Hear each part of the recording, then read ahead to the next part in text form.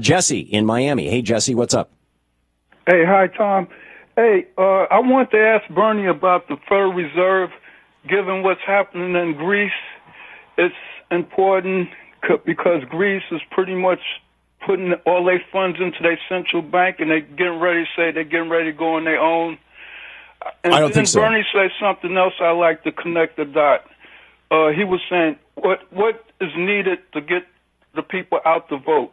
Right. And we see what happened in Greece when the people got turned off with their political parties. Yeah. They voted no austerity.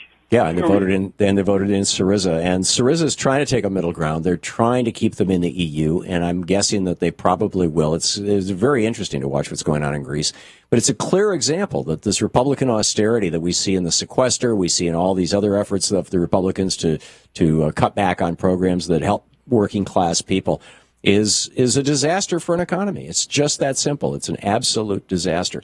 With regard to the Fed, Bernie is probably one of the best guys on that. He and Dennis Kucinich, he in the Senate, Dennis Kucinich in the House, got attached to the stimulus bill, I believe. One of the bailouts, whatever it was, very early legislation in 2009, when President Obama had just become president, that mandated an audit of the Fed for the year 2008. And when they audited the Fed, they discovered that the Fed had been passing out tens of trillions of dollars to individual billionaires, to foreign banks, to for-profit corporations like GE.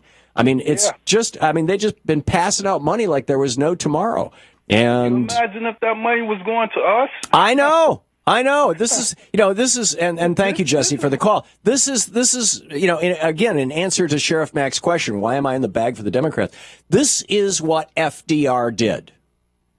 When he came into office in 1933, in March of 1933, every bank in America had closed.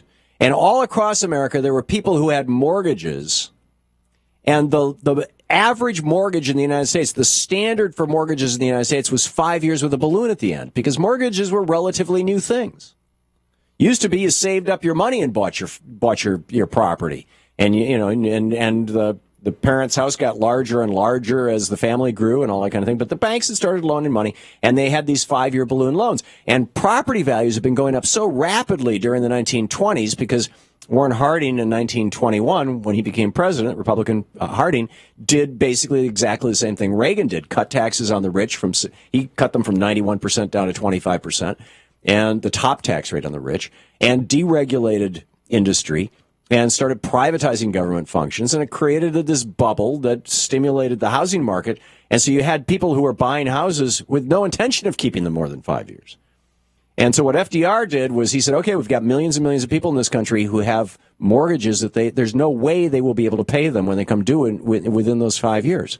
So we're going to buy those mortgages from the banks and let those people and let us be the bank, let us be the creditor.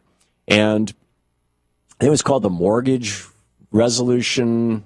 No, it wasn't Resolution Trust. That was something that happened during the Reagan era. Anyhow, there was a name for this program.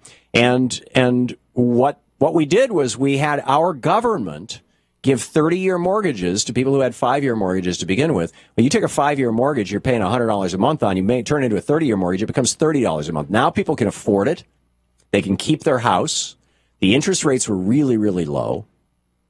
My dad, when he was alive, I remember he used to joke about how he bought the house that I pretty much grew up in. We moved into it when I was 5 or 6 years old in Lansing. He bought that for either $13,000 or $15,000. I mix them up in my brain, but one or the other. It was a relatively inexpensive house in South Lansing, and he had a loan on it because he was a GI out of World War II. He had a government-backed loan at 3%. And he used to laugh constantly. The banks were saying, hey, wouldn't you love to take some equity out of your home? In other words, roll that mortgage over and flip it into a 6% loan or a 7% loan or an 8%. That's what FDR did. And that's what we should be doing right now. I mean, we already know how to do this stuff. This is what makes me so crazy.